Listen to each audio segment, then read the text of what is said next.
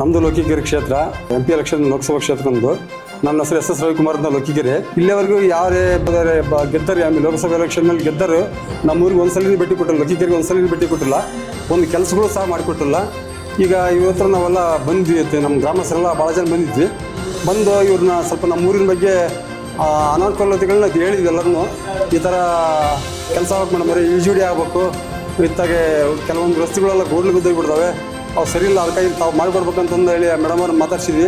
ಅದಕ್ಕೆ ಮೇಡಮ್ ಅವರೆಲ್ಲ ನಮ್ಮ ಗ್ರಾಮಸ್ಥರನ್ನೆಲ್ಲ ಅಷ್ಟು ತಗೊಂಡು ಏನೇನು ಮಾಡ್ಕೊಂಬಂದಿರಪ್ಪ, ನೀವು ಏನೇನು ಬರ್ಕೊಂಬಂದಿರಪ್ಪ ಎಲ್ಲ ತೋಡಿರು, ಈ ರಸ್ತೆಯನ್ನು ನಾನು ಈಗ ಮಾಡಿಕೊಡ್ತೀನಿ, ಈ ಕೆಲಸ ನಾನು ಮಾಡ್ಕೊಡ್ತೀನಿ ಅಂತಂದು ಹೇಳಿ ಸರ್ ನೆಕ್ಸ್ಟ್ ಆಮೇಲೆ ಬೇಕಾದ್ರೆ ಮುಂದೆ ಮಾಡಿಸ್ತೀನಿ, ಇದು ಉಳಿದೋದು ಮಾಡಿಕೊಡೋಣಂತೆ, ಈ ಸದ್ಯಕ್ಕೆ ಒಂದು 2-3 ಕೆಲಸ ನಾನು ಇದ್ರೊಳಗೆ ಮಾಡ್ಕೊಡ್ತೀನಿ ಅಂತಂದು ಹೇಳಿ ಎಲ್ಲ ಲೋಕಿಕೆರೆ ಜನಗಳಿಗೆ ನಮ್ಮ ಅಷ್ಟರಿಗೂ ಒಂದು ಭರವಸೆ ಕೊಟ್ಟರು.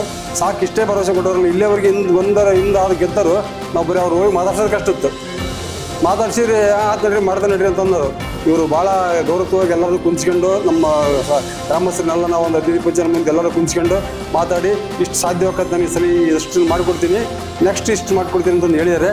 ಸಾಕು, ನಮ್ಗೆ ಅದೇ ಸಂತೋಷದಿಂದ ಮೇಡಮ್ ಅವ್ರಿಗೆಲ್ಲರೂ ನಮಸ್ಕಾರ ಮಾಡಿ ಅಷ್ಟೇ ಮಾಡಿಕೊಟ್ರು ಮೇಡಮ್ ಅವರೇ, ಮುಂದಿನ ವರ್ಷ ಮತ್ತೆ ಅಷ್ಟು ಮಾಡಿಕೊಟ್ರು ಅಂತ ಹೇಳಿ